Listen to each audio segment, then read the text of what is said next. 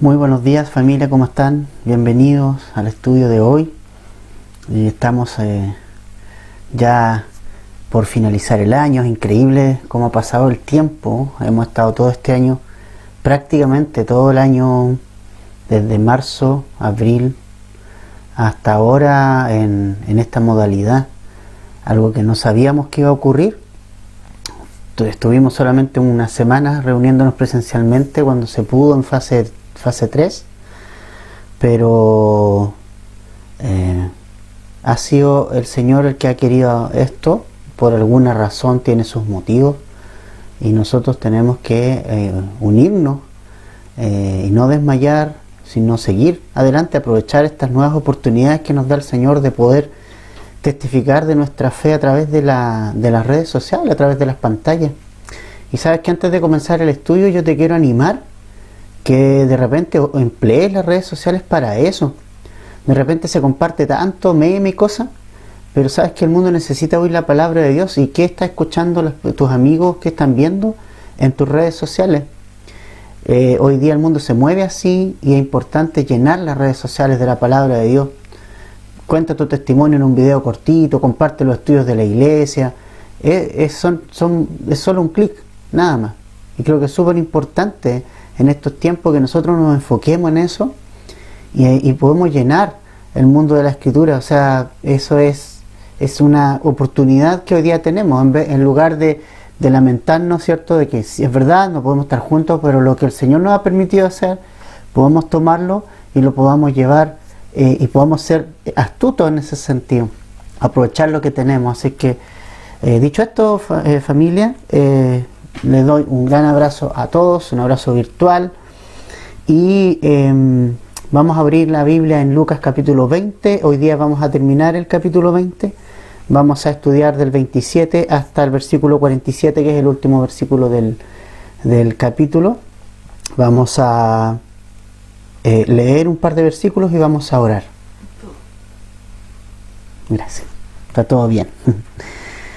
Verso 27. Llegando entonces algunos de los saduceos, los cuales niegan haber resurrección, le preguntaron diciendo: Maestro, Moisés nos escribió: si el hermano de alguno muriere teniendo mujer y no dejare hijos, que su hermano se case con ella y levante descendencia a su hermano. Hubo pues 7 hermanos, y el primero tomó esposa y murió sin hijos. Y la tomó el segundo, el cual también murió sin hijos. Y la tomó el tercero, y así todos los 7, y murieron sin dejar descendencia. Finalmente murió también la mujer. En la resurrección, pues, ¿de cuál de ellos será mujer, ya que los 7 la tuvieron por mujer? Entonces respondiendo Jesús les dijo: los hijos de este siglo se casan y se dan en casamiento, mas los que fueren tenidos por digno de alcanzar aquel siglo y la resurrección de entre los muertos, ni se casan ni se dan en casamiento, porque no pueden ya más morir, pues son iguales a los ángeles y son hijos de Dios, al ser hijos de la resurrección. Oramos. Entonces, Padre, te pedimos que puedas abrir nuestros ojos espirituales para ver lo que tú nos quieres enseñar en esta mañana. Nos enfrentamos a un libro que no es un libro cualquiera, Señor. Esto es más allá de un ejercicio intelectual netamente mental. Este es un ejercicio espiritual, es un libro espiritual. Y necesitamos de ti, Espíritu Santo, para que nos hables esta mañana a cada uno de nuestros corazones. En el nombre de Jesús, amén.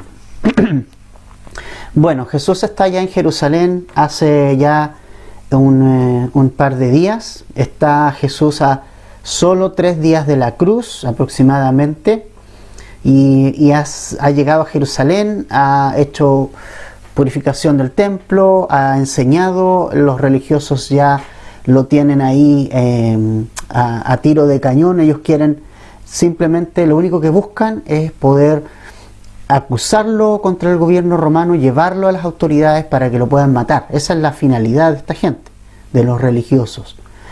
Ahora, la semana pasada vimos que justamente como una manera de encontrar algo en que poder acusarlo, estas personas, estos religiosos, principalmente los principales sacerdotes y los escribas. Recordemos que dentro de los religiosos también hay varios grupos, ¿no? Están los fariseos, están los escribas, están los principales sacerdotes. Hoy día vamos a ver otro grupo más, que son los saduceos.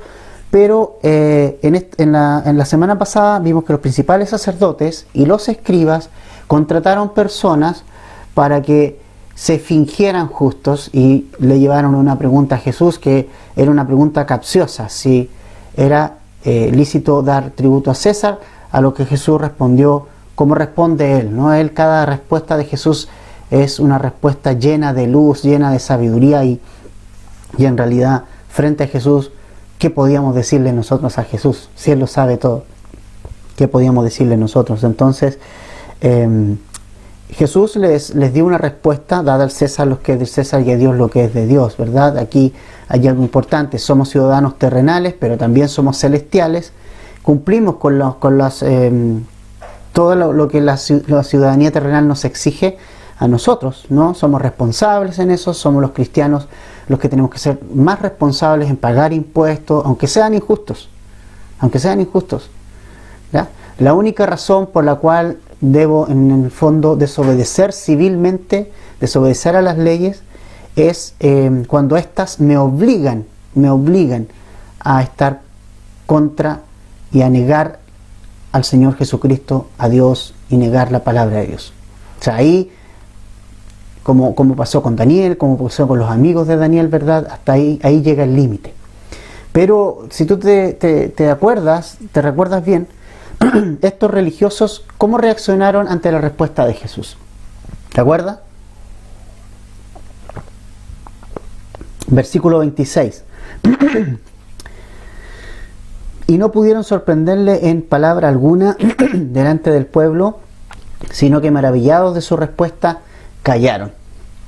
Es decir, los religiosos quedaron maravillados de la respuesta de Jesús. Pero fíjate tú que mira que es importante esto, mira que es interesante. A pesar de que ellos quedaron maravillados con la respuesta de Jesús, a pesar de que ellos quedaron, la respuesta no solamente los dejó perplejos, sino que además se dieron cuenta que Jesús tenía algo especial. Pero fíjate que aún así estos religiosos no se arrepintieron. Y ese es un punto muy importante.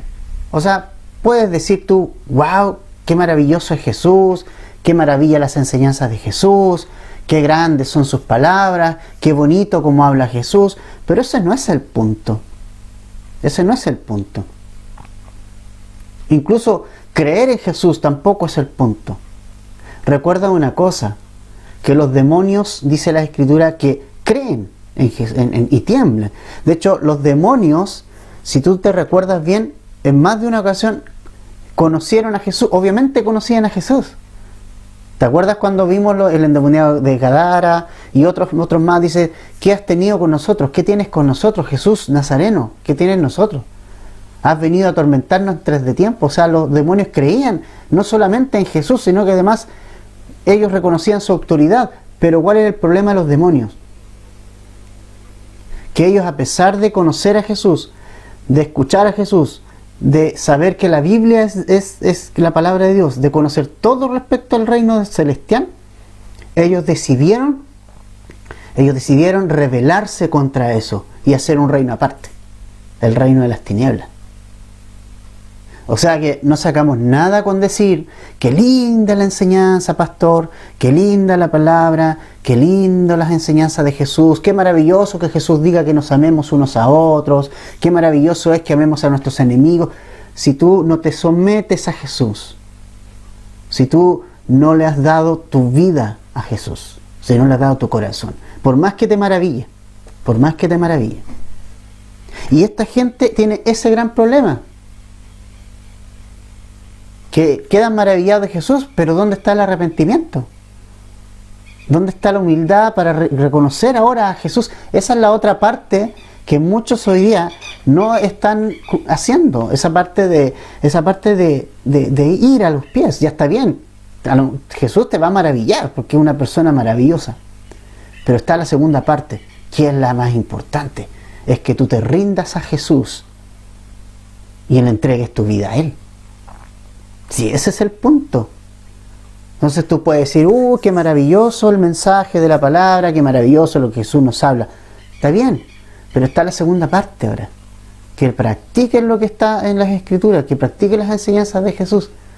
Que no solo te maravillen las enseñanzas de Jesús, sino que además revises y examines tu corazón y vayas a Él. Ese es un punto muy, muy importante. Entonces, el verso 27. Ya después estos hombres lo dejaron, pero vino otro grupo. Si tú te das cuenta. El verso 27 llega otro grupo más. Llega el grupo de los saduceos. Dice el verso 27, llegando entonces algunos de los saduceos. Fíjate que estos son bien, bien especiales, estos religiosos. Son bien especiales porque, hay distintos grupos religiosos. Ya hemos sabido eso, ¿verdad? Principales sacerdotes, los ancianos, que son como los principales que estaban, los principales de la sinagoga, los fariseos, los escribas, y ahora es el turno de los saduceos. ¿Quiénes eran estas personas? ¿Quiénes eran los saduceos? Los saduceos eran un grupo político religioso que eran opuestos a los fariseos. ¿Por qué? Porque este grupo religioso, sus creencias eran muy distintas, pero vamos a ver qué creían y ahí vamos a ver la diferencia que tenían con los otros.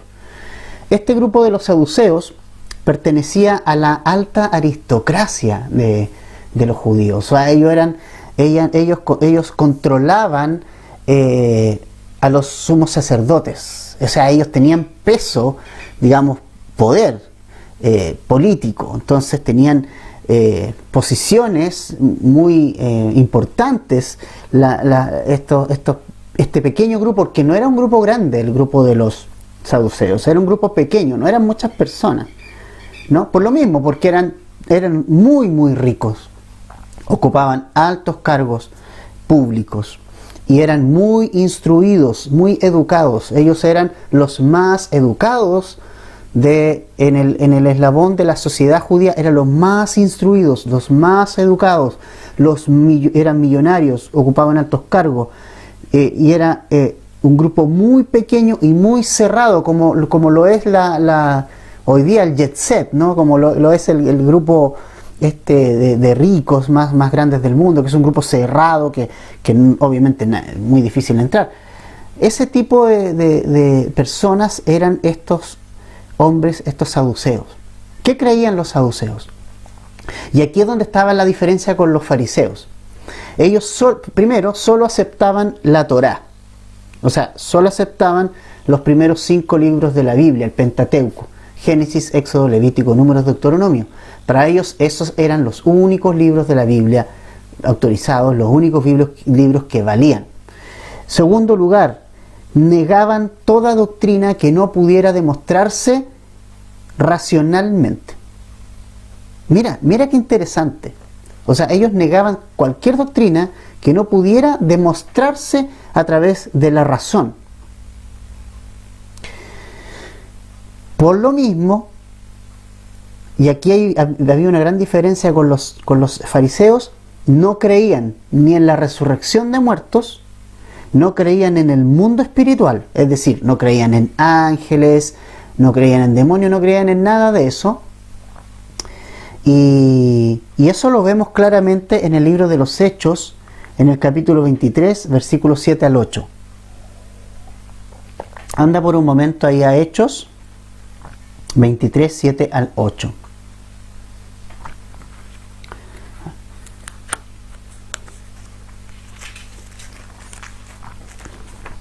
Hechos 23, 7 al 8. Mira lo que dice allí. Dice: cuando dijo esto, vamos a un poquito antes, vamos al 6, ¿ya? Entonces Pablo, notando que una parte era de saduceos y otra de fariseos, alzó la voz en el concilio: varones hermanos, yo soy fariseo, hijo de fariseo, acerca de la esperanza y de la resurrección de los muertos se me juzga. Cuando dijo esto, se produjo disensión entre los fariseos y los saduceos, y la asamblea se dividió, porque los saduceos dicen que no hay resurrección, ni ángel, ni espíritu, pero los fariseos afirman estas cosas. Hechos capítulo 23, versículos 6 al 8. Entonces, ¿te das cuenta qué interesante? Ellos los saduceos, no creían en el mundo espiritual. O sea, y es interesante oírles a ellos porque son grandes hombres, son hombres cultos, podríamos decir. Un hombre culto, es hombre de gran intelecto, pero muertos espiritualmente. Muertos espiritualmente. Y esto me lleva a mí a pensar en grandes eruditos del día de hoy. Grandes eruditos contemporáneos, grandes teólogos contemporáneos que niegan enseñanzas de la Biblia que están claras, que niegan la venida del Señor, que niegan el rapto de la iglesia, que niegan la vida eterna, que no sé qué creen. O sea, ¿cuál es la esperanza si no hay vida después de esta vida? Pero ¿sabes qué? Esto es ahora contemporáneo. Hay muchos eruditos de hoy, teólogos liberales que lo que enseñan hoy día están negando cosas de las Escrituras. Hay teólogos que, por ejemplo, niegan ciertos capítulos de Marcos, hay teólogos que niegan ciertos pasajes, hay teólogos que niegan el nacimiento virginal de Cristo porque simplemente no lo pueden explicar por la lógica. Y ¿sabes qué? Aquí hay algo importante. Nuestra fe es una fe sólida porque la palabra de Dios es firme, es sólida. Tenemos fundamento sólido, ¿ya? Pero no pensemos que todo se puede y tiene una explicación lógica.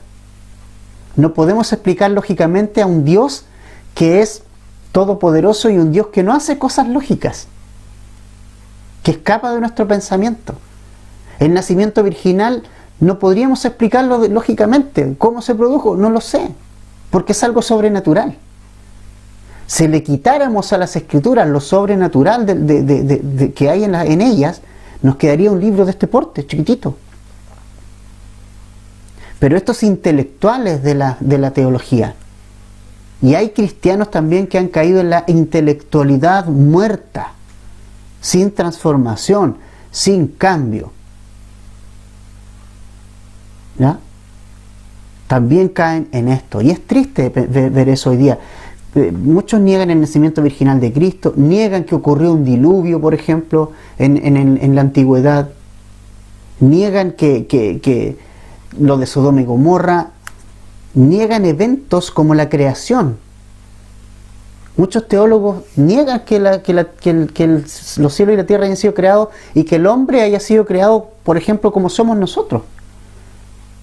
Algunos, para mezclar la creación con la evolución, le han dado a esos 6 días de creación 6 días como 1000 años cada uno, y eso no dice las Escrituras, son días literales. Son días literales. ¿Para qué? Para poder unir la evolución, para que no, Dios nos creó a los hombres como somos hoy día, inteligentes, racionales, con un cerebro tal como lo tenemos hoy día, no un mono, no un semimono, no, un hombre conforme a hoy día nosotros somos, y es más, con una inteligencia y un intelecto extraordinario. Por algo Adán, cuando estaba fue creado, se sabía y se autopercibía como diferente y como superior a los animales, porque él le podía poner nombres. Él les podía poner nombres a los animales. Él estaba sobre el reino animal. No era un animal. Los hombres no somos animales. Los seres humanos no somos animales. Bueno, pero estos teólogos liberales creen todo ese tipo de cosas, ¿ves? Existe más, es más común de lo que nosotros creemos, ese tipo de cosas, ¿sabes? Entonces, otra cosa característica que tenían estos saduceos, estos religiosos, volviendo a nuestro pasaje, es que son altamente estrictos en guardar la liturgia. O sea, toda la liturgia, esto de los sacrificios en el templo, esto de las ofrendas en el templo, esto del llevar, guardar las fiestas, del guardar el día sábado, el día de reposo, con digamos, con un extremo cuidado en lo que hacían, que nadie pudiera trabajar ni hacer nada en ese día, muy, muy, muy estrictos y meticulosos en guardar las lunas nuevas y las fiestas y de los tabernáculos, y que se hiciera tal y como ellos determinaban, ni siquiera como las escrituras decían, sino que ellos también habían agregado muchas leyes más, muy dados a esa liturgia. Pero ¿sabes qué? Una liturgia muerta. Una liturgia muerta. ¿Sabes que tienes que tener cuidado, hermano, de no caer en esa cosa de liturgia muerta, esa cosa de que, bueno, es que yo voy a la iglesia, es que yo oro, es que yo hago esto, que yo hago lo otro, pero no conoces al Señor de todo eso? La práctica de las Escrituras es lo que te va a dar vida. El acercarte a Jesús te va a dar vida. Pero sin Dios, sin Jesús, sin un corazón humilde, tú solamente vas a tener y vas a guardar una liturgia muerta. Muerta espiritualmente. Esta gente altamente estrictos en guardar la liturgia, pero altamente muertos espiritualmente. Y esto me lleva a recordar lo que Isaías dice en el capítulo 1. Mira, anda un poquito al Antiguo Testamento. Anda un poquito a Isaías. Anda un poquito a Isaías.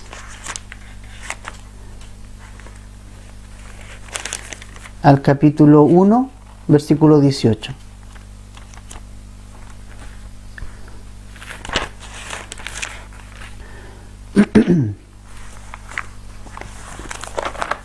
Dice lo siguiente. Yo voy a leer en la versión NTV por si acaso, en esta oportunidad, porque me pareció un poquito más clarita. ¿Ya? Así que si es un poquito diferente, no te asustes. Isaías 1, 11 al 18. ¿Qué les hace pensar que yo deseo sus sacrificios? Dice el Señor. Estoy harto de sus ofrendas quemadas de carneros y de la grasa del ganado engordado. No me agrada la sangre de los toros, ni de los corderos, ni de las cabras. Cuando vienen a adorarme, ¿quién les pidió que desfilaran por mis atrios con toda esa ceremonia? Dejen de traerme sus regalos sin sentido. El incienso de sus ofrendas me da asco.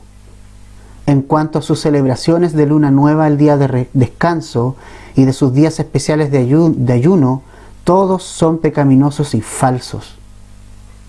No quiero más de sus piadosas reuniones.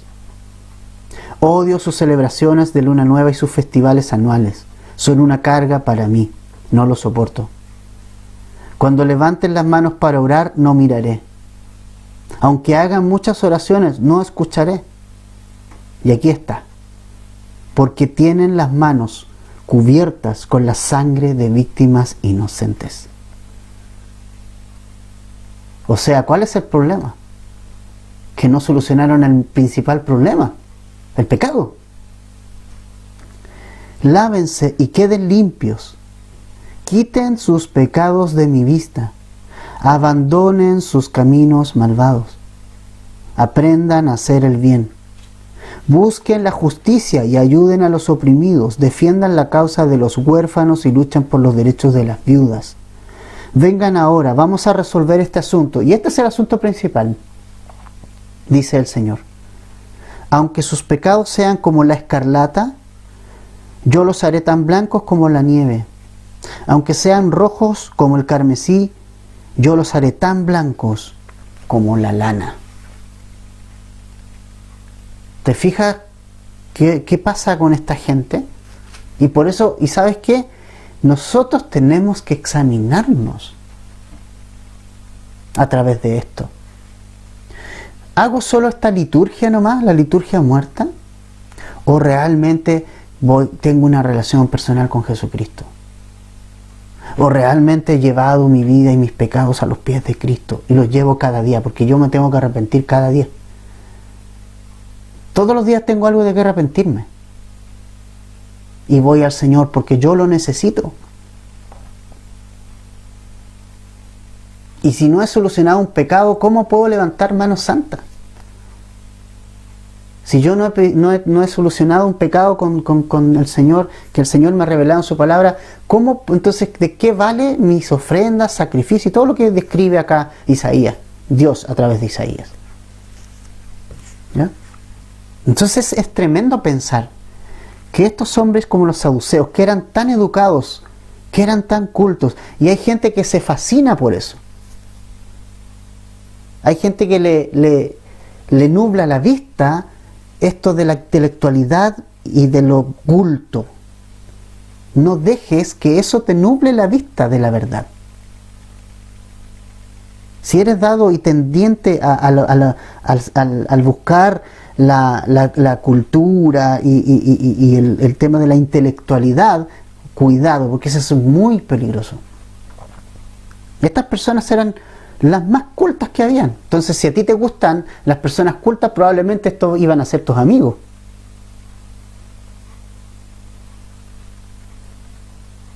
Pero espiritualmente muertos. Muertos completamente. En sus delitos, en sus pecados. Y es tremendo pensar esto, porque eran tan meticulosos los rituales del templo, pero estaban podridos por dentro, sin ninguna vida espiritual. Hoy, ¿sabes qué? Y tristemente hoy día muchos jóvenes de las iglesias, y muchos jóvenes de Calvary, no estoy hablando de otra iglesia, muchos jóvenes de Calvary han abandonado la sencillez de la palabra de Dios, la sencillez de ella, para irse a ese peligroso camino de la intelectualidad. Han ido a las universidades, salen profesionales, se creen el cuento que allí les cuentan, dejan de lado la sencillez que el Señor Jesucristo tiene para nosotros y se han ido a la intelectualidad bíblica, dejándose seducir por autores mencionados en las universidades, sin siquiera dar un espacio para analizar. Simplemente lo toman porque se lo enseñan como verdad y ellos lo toman y dejan las escrituras de lado. O adaptan la escritura a las teorías que les enseñan en las universidades. Y quiero también ser bien claro y no poner palabras en mi boca que yo no he dicho. Vaya a la universidad, anda a la universidad, prepárate, sé un profesional. Yo fui a la universidad después de grande ya. Anda. Pero anda con Cristo y anda con su palabra. No te dejes seducir y te vas a dar cuenta que tienes los argumentos, vas a tener bíblicamente los argumentos necesarios para hacer frente a toda la basura que ahí te tiran.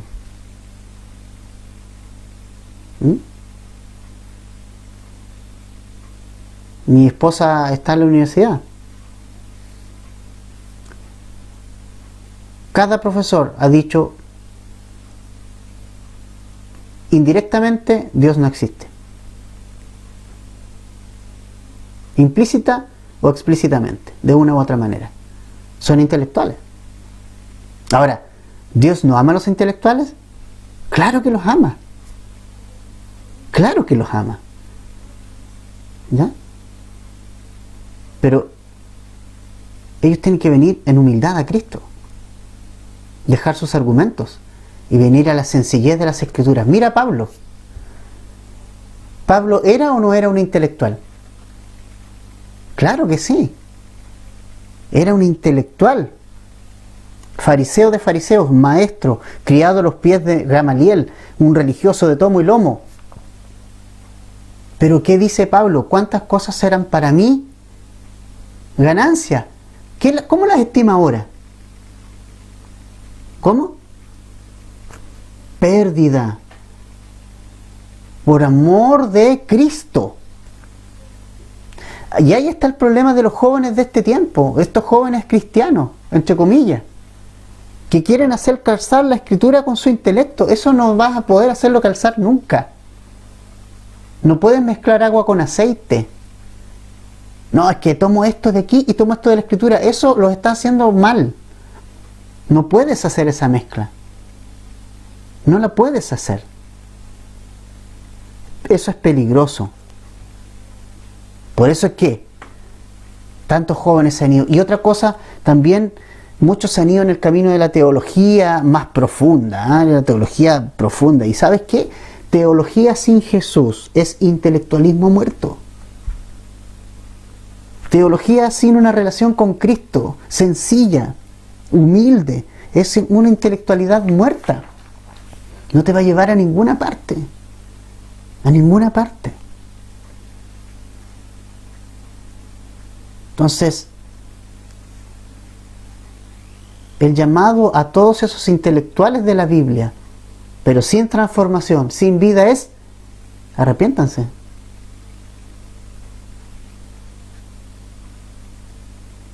Mira a Pablo, su intelectualidad, ¿qué pasó a ser? Basura, por amor de Cristo. Si tú no estás dispuesto, si eres un intelectual y no estás dispuesto a dejar tu intelectualidad para darle paso a la sencillez de Cristo, no vas a crecer nunca. No te vas a entrampar toda la vida. Porque para ti siempre va a ser importante la filosofía, va a ser siempre importante todo ese tipo de cosas. Mira a los saduceos, por favor. Ahora, esta gente es la que va a preguntarle a Jesús ahora. Esta gente es la que le va a hacer una pregunta. ¿Y cuál es la pregunta que le hace? Versículo 28 hasta el 32 está. Ya lo leímos, te lo voy a recordar. Ellos van a Jesús y le preguntan: mira Jesús, Moisés, en Deuteronomio 25:5 citan ellos, nos dijo que si algún hermano muriere teniendo mujer y no dejare hijos, su hermano se puede casar con ella para levantar descendencia. Ellos se basan en Deuteronomio. Recuerden que ellos creían solo en los primeros 5 libros de la Biblia. Y le inventaron una historia a Jesús realmente, porque es un invento, porque recuerden que la única finalidad de ellos no era conocer la verdad. La única finalidad de ellos era burlarse de Cristo, burlarse de Jesús. Y le hacen una pregunta ridícula. Y ellos le inventan una historia de una persona que tuvo una esposa que no le dejó descendencia y eran 7 hermanos. Finalmente empezaron a morir todos los hermanos y tuvo que tomar la siguiente esposa, la misma esposa, el otro hermano, la misma esposa, el otro, y nadie tuvo descendencia. Y finalmente le preguntan: ¿cuándo llegue la resurrección? Porque ellos no creen en la resurrección y querían ridiculizar la resurrección.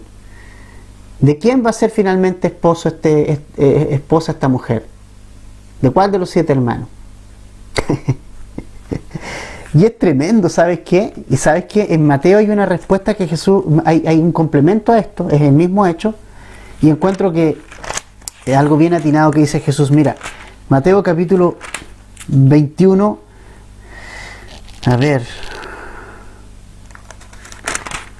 22, perdón. Aquí Jesús le da, hay más, Mateo toma otras cosas, es el mismo hecho, y mira lo que responde Jesús, verso 29. Respondiendo Jesús entonces les dijo: erráis, ignorando las Escrituras y el poder de Dios. Y ahí está la clave. La respuesta primera de Jesús fue esa, a esta pregunta. O sea, ustedes están equivocados. Y por 2 cosas. Porque no erran, porque ignoráis las Escrituras. Imagínate decirle eso a unos intelectuales. Ellos eran intelectuales y vienen así como en esa parada, intelectuales. Jesús les dice: ustedes están equivocados porque ustedes son ignorantes de las Escrituras. ¡Wow! Imagínate lo que significó eso para estos intelectuales. Que Jesús viniera y le echara abajo toda su intelectualidad y le dijera: ustedes son ignorantes. Y eso somos. Eso somos. ¿Qué podemos hacer ante Jesús? ¿Por qué todavía gente insiste en la intelectualidad? Que la intelectualidad es el camino. ¿Qué sabes más que Jesús acaso? ¿Sabemos más que Jesús? ¿Me considero que sé más que Jesús? ¿En serio? Jesús acá le dice: hey, ustedes erran, primero, o sea, se equivocan. ¿Por qué? Primero, ignoran las Escrituras. O sea, son ignorantes de las Escrituras. Y segundo, no conocen el poder de Dios. Y les golpeó sus bases firme, porque al hablar del poder de Dios se está hablando de algo que no se ve. ¿Cómo describes el poder de Dios? Solo puedes ver lo que hace al darnos nueva vida a nosotros, al darnos salvación. Está golpeando las bases de las creencias de estas personas. Lo está diciendo, usted ignora las Escrituras, y le está diciendo, y el poder de Dios, ustedes no conocen a Dios. Ustedes no conocen a Dios. Mira lo que dice ahora Lucas en el verso 34. Entonces respondiendo Jesús les dijo, los hijos de este siglo se casan y se dan en casamiento, mas los que fueren tenidos por dignos de alcanzar aquel siglo y la resurrección de entre los muertos, ni se casan ni se dan en casamiento, porque no pueden ya más morir, pues son iguales a los ángeles y son hijos de Dios, al ser hijos de la resurrección. Pero en cuanto a que los muertos han de resucitar, verso 37, aún Moisés lo enseñó en el pasaje de la zarza, cuando llamas al Señor Dios de Abraham, Dios de Isaac y Dios de Jacob. Porque Dios no es Dios de muertos, sino de vivos, pues para Él todos viven. Respondiéndole algunos de los escribas, dijeron, Maestro, bien has dicho, y no osaron preguntarle nada más. Mira la respuesta de Jesús, ¿verdad? Primero en Mateo, erráis porque ignoráis las Escrituras y el poder de Dios. Y ahora Jesús afirma en su respuesta lo siguiente. Primero, que hay vida terrenal, aquí llama este siglo, y dice que en este siglo los hijos se casan, ¿cierto? Y se dan en casamiento, pero nos habla de un siglo venidero.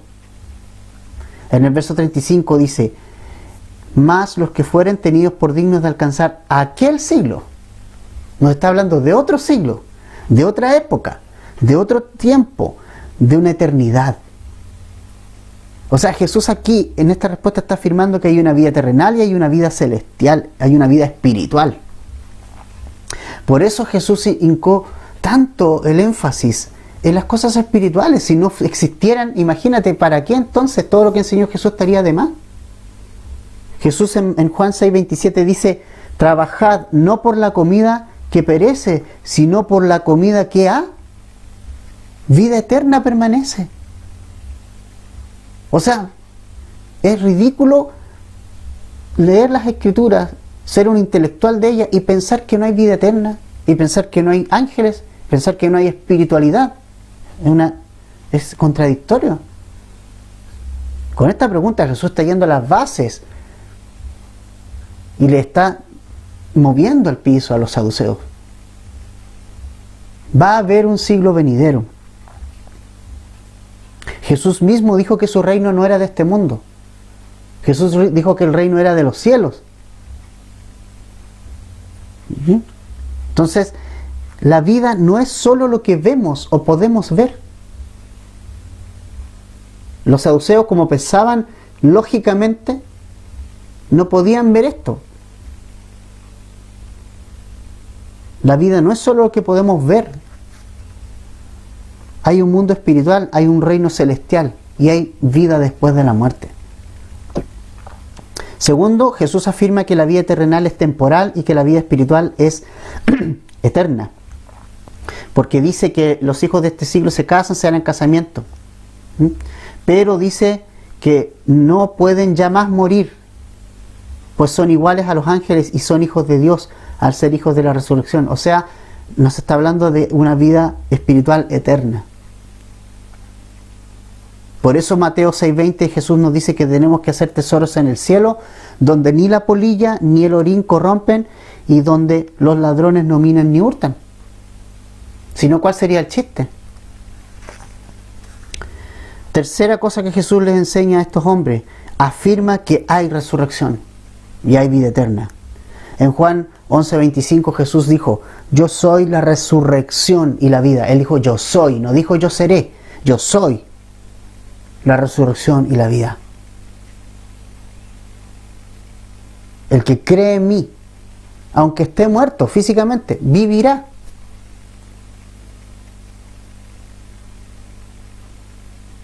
Pablo a los tesalonicenses le dice, no todos dormiremos, pero todos seremos transformados en un abrir y cerrar de ojos, nosotros los que hayamos quedado. Los muertos en Cristo resucitarán primero y luego nosotros los que habremos quedado vamos a unirnos a ellos y vamos a unirnos con Cristo en las nubes. Pero hay gente que no cree eso. Hay cristianos que no creen eso. Teólogos liberales que no creen eso. Y Jesús afirma que los hijos de Dios van a estar allí, en ese lugar. Finalmente Jesús lleva y les responde llevándolos al mismo Pentateuco que ellos tanto leen. Y los lleva a Éxodo 3. Los lleva a Moisés, respetados por ellos. Y va a Éxodo 3, capítulo 4, versículos 4 y 5. Se los voy a leer yo. Esta es la versión NTV. Cuando el Señor vio que Moisés se acercaba para observar mejor, Dios lo llamó desde en medio de la zarza. Este es el llamado de Moisés, ¿verdad? Moisés, Moisés, aquí estoy, respondió él. No te acerques más, le advirtió el Señor. Quítate las sandalias, porque estás pisando tierra santa. Yo soy el Dios de tu padre, el Dios de Abraham, el Dios de Isaac y el Dios de Jacob. Entonces Jesús le dice a estos hombres, observen el Pentateuco, observen Éxodo y observen cómo Dios se le presenta a Moisés y se le presenta como yo soy el Dios de. O sea, Dios no le dice a Moisés, mira Moisés, yo fui el Dios de Abraham, yo fui el Dios de Jacob. No, le dice yo soy el Dios de ellos. ¿Qué significa eso? Que Abraham, que Isaac y que Jacob vivían en Dios y vivían en el presente. Romanos 14:8 dice, pues si vivimos, para el Señor vivimos, y si morimos, para el Señor morimos. Por tanto, ya sea que vivamos o que muramos, da lo mismo, tengamos este cuerpo o no, del Señor somos.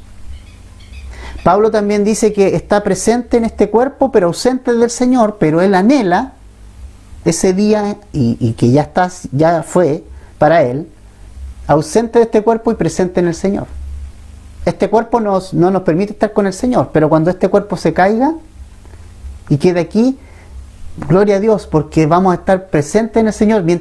Por eso es tan rico la muerte para el cristiano, o sea, es una alegría, porque la muerte para nosotros significa estar con Cristo.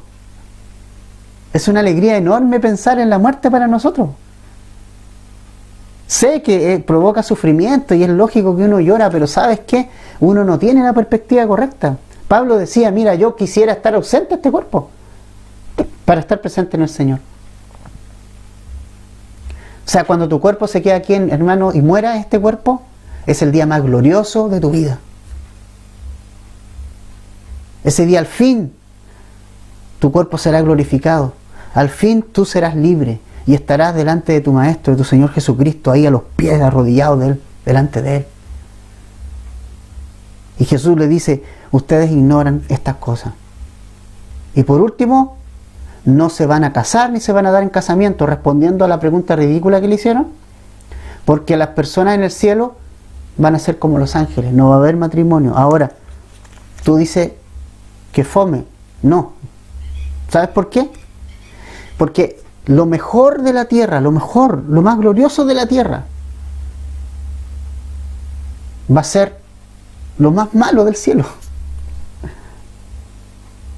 O sea, imagínate, si tú consideras que la familia es linda, es maravillosa, como yo lo creo, me encanta mi familia, me encanta el matrimonio, me encanta mi familia, encuentro que es espacio maravilloso que el Señor nos dio, pero entiendo algo, lo del cielo va a ser infinitamente mejor,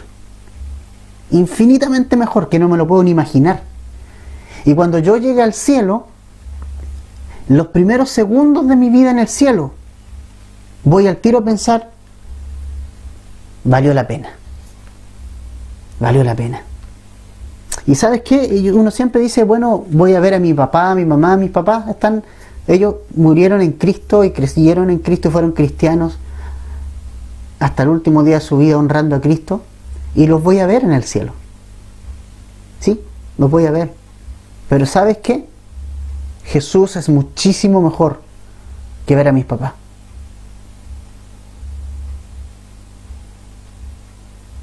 Es verlo a Él.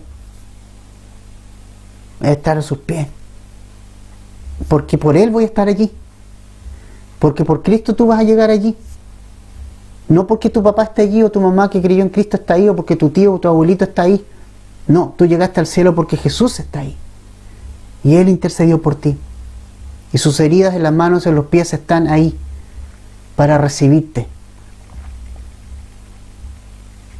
Muchos dicen que van a buscar a Abraham, van a buscar a Pablo, yo quiero buscar a Jesús. Lo único que quiero hacer cuando llegue al cielo es verlo a Él. Porque Él me permitió llegar ahí. Si Cristo no hubiera hecho nada, yo no hubiera llegado allí, ni tú no hubieras llegado allí. Así que en el cielo no vamos a hacer, con este cuerpo terrenal, no vamos a necesitar de matrimonios, pero vamos a ser una gran familia en Cristo Jesús.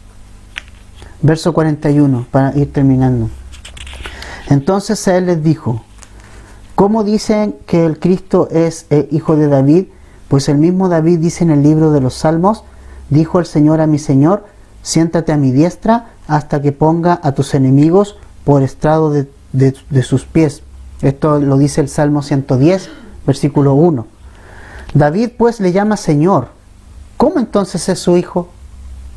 Y oyéndolo todo el pueblo dijo a sus discípulos, guardaos de los escribas que gustan andar con ropas largas y aman las salutaciones en las plazas y las primeras sillas en las sinagogas y los primeros asientos en las cenas, que devoran las casas de las viudas y por pretextos hacen largas oraciones, estos recibirán mayor condenación. Es decir, los saduceos no osaron preguntarle nada más. Ahí se fueron. Pero ahora Jesús les pregunta. Yo les tengo una pregunta, dice. David dice en el Salmo 110:1, ¿por qué dicen que el Cristo, que el Mesías, es el hijo de David? Si David dice, dijo el Señor a mi Señor, siéntate a mi diestra. O sea, David llama Señor al hijo de David, ¿entienden? Entonces, ¿cómo es eso?, le dice Jesús. Obviamente nadie le respondió. Jesús estaba diciendo que David dice Señor porque el hijo de David no era simplemente un hombre común y corriente, sino el hijo de Dios. Por eso se le dice hijo de David en descendencia, ¿no? Pero Jesús es el hijo de Dios. Y Él está diciendo acá, ustedes no entienden estas cosas. Les hace una contrapregunta que por supuesto nadie responde. Y finalmente le hace una advertencia a nosotros, sus discípulos. Mira, verso 45. Y oyéndolo todo el pueblo dijo a sus discípulos. O sea, esta es la conclusión de hoy día, para nosotros. Porque uno es fácil que piense, es que los fariseos, es que este otro es religioso, es que este teólogo está mal. No, ahora para nosotros es la aplicación. Le dijo a los discípulos, ¿qué nos dice el Señor Jesucristo a los discípulos? Guárdense de esta gente. Yo te digo hoy día, guárdate de los teólogos liberales. Deja de leer libros, deja de ver esos videos de teólogos liberales que te van a llevar a vivir una vida intelectual muerta. Y acá Jesús le dice, guárdense de ellos, guárdense de los escribas. ¿Y de qué tenemos que guardarnos? De esa actitud que ellos tenían. Le gustaba andar con ropas largas, ¿no? Como querían ser reconocidos como religiosos importantes. Amaban las salutaciones en las plazas. Ellos querían que los saludaran, que los consideraran. Ellos querían tener hartos likes. También amaban las primeras sillas en las sinagogas, los puestos de importancia. Amaban la posición.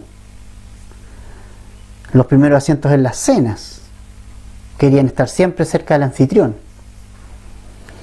Devoraban las casas de las viudas. Iban a comer ahí. Y como pretexto hacían largas oraciones. Siempre a mí me dijeron, cuando una persona ora muy largo es porque no ora en su casa.